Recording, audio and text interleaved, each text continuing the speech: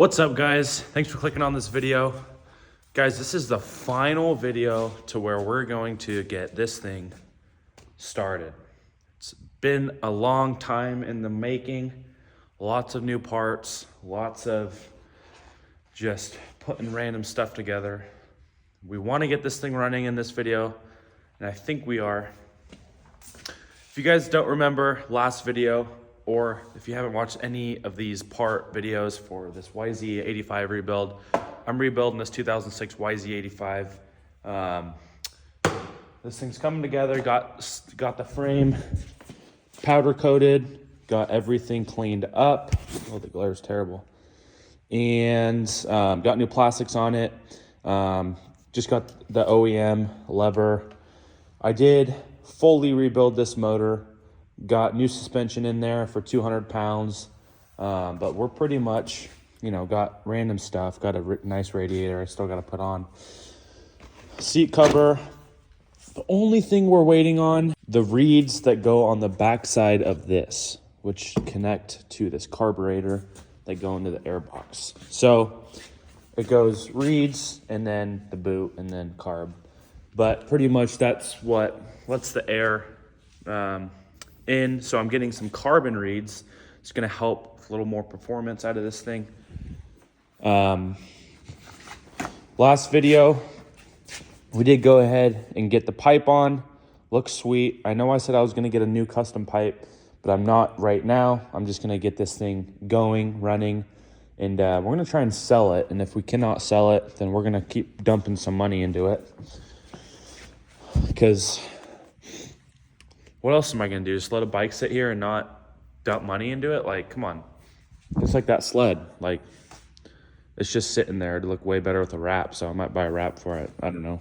We also have a surprise in the next video, so stay tuned for that. It's going to be a sweet video. As you know, summer's around the corner, and I'm in the market for a new street bike. Last year I sold my R6. I'm looking for a Gixxer maybe. We'll see, or an R1. I really like the Yamahas. But stay tuned for next video. But for this video, we're gonna go ahead and get this seat cover on, and then once we're done with that, the reed should be here, and then we're gonna try and get this thing kick-started. Before we start, guys, I just wanna let y'all know, I like to start with the top first, get that all snug, and then staple it. And then I'll pull it super tight down to the bottom, just like that, and then I'll pull the sides around. Pretty self-explanatory. I just want 0 wrinkles in this, so let's see how it turns out. All right, guys. Here's the seat cover, no wrinkles, looks sweet. I do have a problem with the side panels. This mount is off. This on the plastics, the mount's like right here, so I'm gonna build a custom bracket that just swings over. So I can fix that, but other than that, front plastics work good. Seat cover's on. Just one more thing checked off the to-do list. A couple more things to go. I'm gonna head to the powder coat shop, go grab the head, as well as the water pump cover and the pegs, and then that's gonna be it. So we're gonna get this thing started here in a few minutes. Guys, check it out. This was the head that I was talking about that goes on top of the motor. I got it in a gloss black. Looks sweet. This is the water pump cover. Looks good. And I just got the pegs. Sandblasted is all. It's gonna be like a nice, just easy coat. Easy finish is all I wanted. So we're gonna go ahead, get the top in. So here are the O-rings. We've got some freshies we're gonna slap in the top. So it's gonna be sweet. So let's get this thing put together, get the carb on, and we'll go from there. I do gotta find the spark plug. I'm not sure if I kept it, but I think I have some spares. Hopefully it'll work. So yeah, let's get to putting this back together. Put the head on, make sure that's where the outlet or the inlet for the top of the, that's where water goes in. Make sure that's pointing backwards and to the left of the bike. Just getting these washers put on. Then we're gonna get the bolts on, and make sure you don't forget to put those rings on before you put this head on. Those are on. I am missing one bolt, but I can't find it.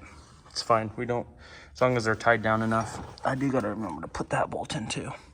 I am gonna go do a once over and make sure all the bolts are in because I know there's some missing. Next thing we have to do is we are going to go ahead and put the radiator back on. All right guys, so we got the water pump on. Just remember there is one 10 mil bolt that's super long that goes on the very bottom. If you're wondering where that goes, but I'm just tightening these up, and then I'm gonna get the hose on, get the spark plug in, and then we're just gonna put the stock reed back in for now. That's right there.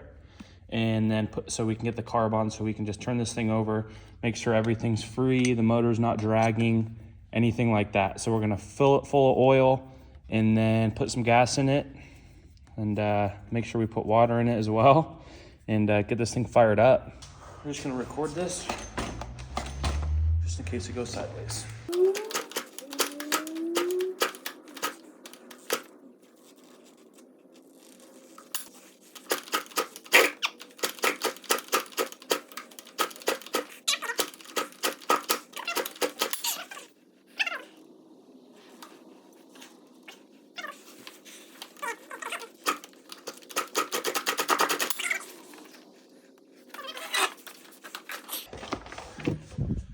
Guys, spark plug's in. We are leaking a little bit, but we're gonna get this thing started. And it's almost there. I think it's just been sitting for a while, you know? Carb is leaking pretty bad. I'm not sure. Somewhere in there it's leaking. So we're gonna diagnose that real quick.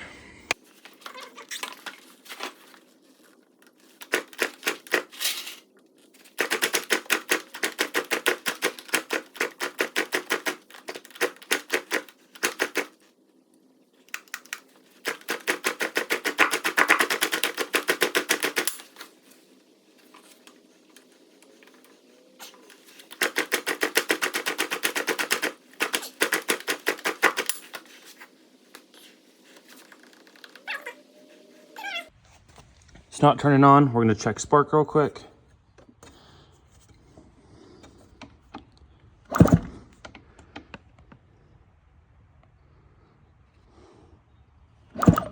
There it is. There's spark. Got spark. We do have fuel. Should start. I think it's just old and cold. We're gonna give it a couple more kicks and see.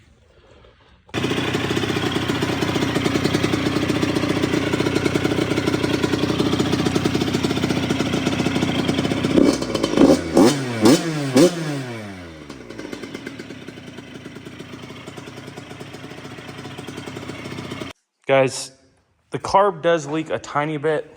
I just got to get a new seal. But we were messing with the air mixture screw, because on these 2 strokes, you got an air screw. On a 4-stroke, you got a gas screw. So it's pretty much opposite. It was just not adjusted right. So I got the air screw adjusted. Pretty much just was giving it full throttle until it was wide open, not bogging. And then I would adjust the idle. Based on the last clip you guys just saw, the thing runs very good. There's no leaks other than the carburetor, which is good. That means that I got the Yama lube all sealed up around the cases, which is very important, because if there was a leak, then I'd have to tear the cases apart again. There's no clunking. There's no weird ticks or noises. I feel really comfortable about this build, and I think everything went good. I'm gonna put a picture of the before, you know, from the very start, the frame of it just sitting right here. It's come a long ways from full motor rebuild to frame powder coat to random bits and pieces, radiator, seat cover, plastics, going through the suspension, painting the triple clamp, you know, and odds and ends, grips, small little colored parts. Finding my own bolts at my house, from saving bolts from years of just doing stuff like this. I had enough bolts to, you know, make it look good. Like that was a bolt that I saved. All these bolts, I did use the same motor bolts, but all of these frame bolts, subframe bolts, all I kept, as well as the chain guide. All these bolts are all from just random stuff that I kept. So pretty happy on this build. Pretty much is the best case scenario right now of how it turned out. So I'm hoping it stays that way. We're gonna go ahead and list this, try and get it sold. I did put in some heavier weighted oil, which I might change out in the near future before I sell it. I put in Lucas Oil 2050, 20W50. I think the recommendation's like 10W40 or something. So it's a little different oil, but that's fine. It shouldn't be a problem. In the cycle mix I put in was just the Lucas Oil, 2-cycle oil. I did like a 40-to-1, 45-to-1 mix ratio. So that's why it was smoking a tiny bit. But other than that, shout out to Lucas Oil. This is the only brand I run for any kind of oil I use. But on the other hand, I am gonna list this thing. Doing a shout out, ProMotion Suspension. They're local where I live, so super convenient for me. So shout out to them. And I would like to shout out Lucas Oil, Moto Seats, and UFO Plastics, and ODI.